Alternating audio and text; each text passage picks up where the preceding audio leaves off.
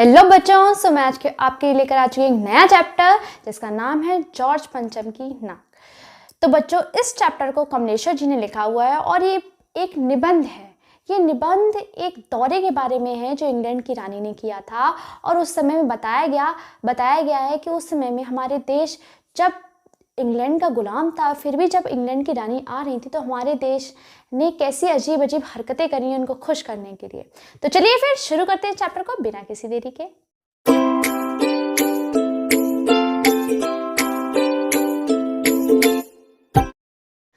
तो कहानी की शुरुआत कुछ ऐसे होती है। जो इंग्लैंड की रानी एलिजाबेथ सेकंड होती हैं, वो अपने पति के साथ हिंदुस्तान के दौरे के लिए आने वाली होती हैं। तो ये बात सभी अखबारों में छप चुकी होती है कि वो आने वाली हैं और सभी लोग इस तैयारी में लग जाते हैं कि उनके स्वागत के लिए क्या किया जाए, क्या नहीं किया जाए। सभी देश के सभी लोग इस चीज़ में लग जाते हैं और यहाँ तक कि जो उनके जो दर्जी होते हैं तो वो भी इस टेंशन में होते हैं कि जब रानी एलिजाबेथ जो हैं वो हिंदुस्तान, पाकिस्तान और नेपाल के दौरे पर जाएंगी तो वो कौन सी ड्रेस पहनेंगी, ये वो टेंशन में होते हैं। और जितने भी फोटोग्राफर्स होते हैं वो अपनी फ़ौज बनाकर तैयार हो चुके होते हैं कि उन्हें कैसी फ़ोटोग्राफ्स लेनी है, कैसे लेनी है, कहाँ जाना है, सब तैयार कर चुके होते हैं वो। यहाँ तक कि जो एलिजाबेथ के नौकर होते हैं, जो खाना बनाने वाले होते हैं, बावर्ची होते हैं, जो कपड़े धोने वाले होते हैं, उन तक की फ़ोटो न्यूज़पेपर में निकाल दी गई होती है और सबको पता चल चुका होता है कि कौन उनके खाना बनाता है, क्या करता है, सब कुछ पता चल गया होता है। तो क्या होता है कि लेकिन एक टेंशन की बात होती है कि नई दिल्ली में जो जॉर्ज पंचम की जो मूर्ति होती है उस मूर्ति पर नाक नहीं होती है। तो सभी देश वाले ये देखते हैं कि अब जो एलिजाबेथ हैं वो आ रही हैं और अगर जॉर्ज पंचम की मूर्ति पर वो नाक नहीं देखेंगी तो ये अच्छा इंप्रेशन नहीं होगा, सब ये सोचते हैं वहाँ पर। लेकिन उस मूर्ति की नाक के लिए पहले ही बहुत सारे विवाद हो चुके होते हैं, बहुत सारी पार्टियां आपस में इसके विवाद कर चुकी होती हैं उस नाक के लिए। कोई कहता है कि उस पर नाक होनी चाहिए, कोई कहता है उस पर नाक नहीं होनी चाहिए और इस वजह से उसके चारों तरफ जो होते हैं सेनाएं लगा दी जाती है। लेकिन इसके बाद भी एक दिन जॉर्ज पंचम की नाक गायब हो चुकी होती है, तो उसी वजह से आज जॉर्ज पंचम की नाक जो मूर्ति होती है उस पर नाक नहीं होती है उनकी। तो ये बहुत ही टेंशन की बात होती है।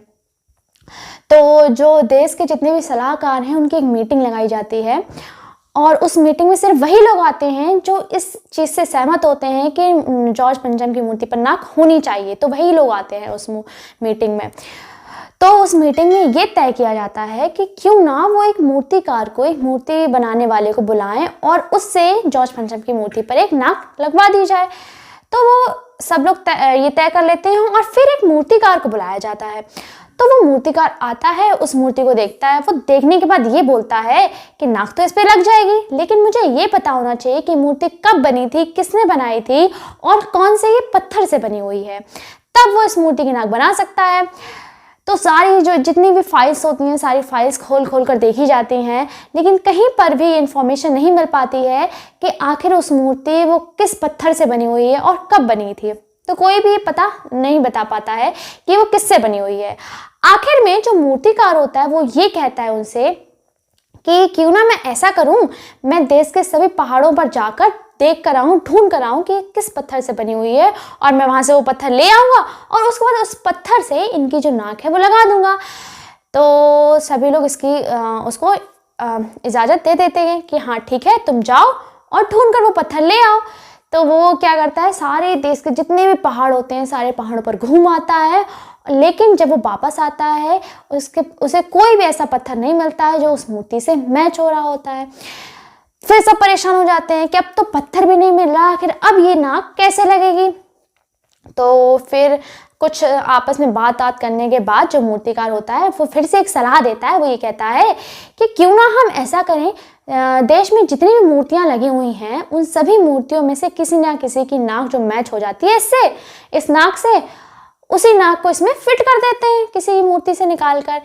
तो काफ़ी देर सोचने के बाद सभी लोग इसकी परमिशन दे देते हैं, उसको इजाज़त देते हैं कि हाँ ठीक है, तुम जाओ और सारी मूर्तियों में देखो जिसकी भी नाक फिट हो रही हो उसकी नाक यहाँ पर फिट कर दो।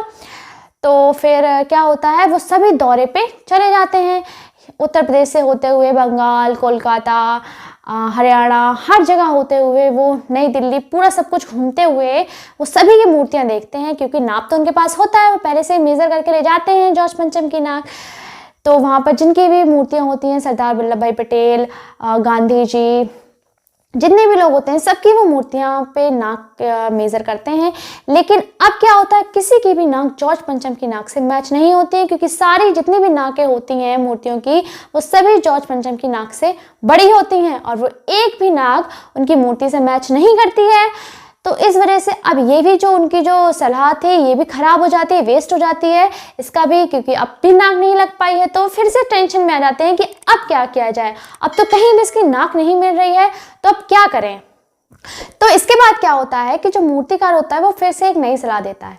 वो ये कहता है कि हमारे देश में 40,000 करोड़ लोग हैं, तो किसी ना किसी की नाक तो मैच हो ही जाएगी, तो क्यों ना हम ऐसा करें कि किसी की जिंदा इंसान की नाक काट कर उनके लगा दी जाए। तो जो वहाँ का सभापति होता है, इस सलाह को सुन के वो काफ़ी परेशान हो जाता है कि हम किसी की जिंदा नाक एक मूर्ति पर कैसे लगा सकते हैं काट कर। लेकिन काफ़ी देर सोचने के बाद सभापति इसकी परमिशन दे देते हैं कि हाँ ठीक है, हम एक असली की नाक काट कर उन पर लगा देते हैं। तो क्या होता है, इसके बाद अखबार में, न्यूज़पेपर में निकाल दिया जाता है कि जो जॉर्ज पंचम की नाक है उसका मसला हल हो गया है और उनके नाक लगने वाली है, और ये खबर न्यूज़पेपर में निकल जाती है। इसके बाद फिर से वहाँ पर सेनाएं लगाई जाती हैं, हथियार पकड़े हुए सेनाएं लगाई जाती हैं, कोई इनको देख ना पाए।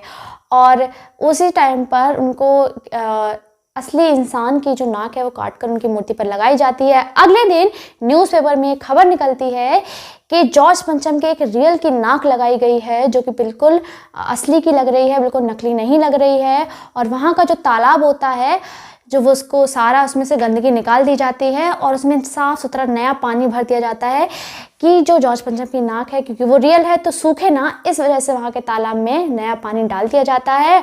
और जिस दिन ये खबर निकली कि जॉर्ज पंचम के जो रियल की नाक लगा दी गई है, उस दिन इस खबर के अलावा कोई भी और खबर न्यूज़पेपर में नहीं छपी थी, और ये पूरा देश देख रहा था कि कैसे कितनी अजीब अजीब हरकतें हमारा देश कर सकता है उनके लिए जिनका किसी टाइम पे हमारा देश एक गुलाम था। आखिर क्यों, आखिर हमने उनके लिए इतना क्यों किया। किसी रियल इंसान की नाक उसमें कैसे लगा दी जा सकती है।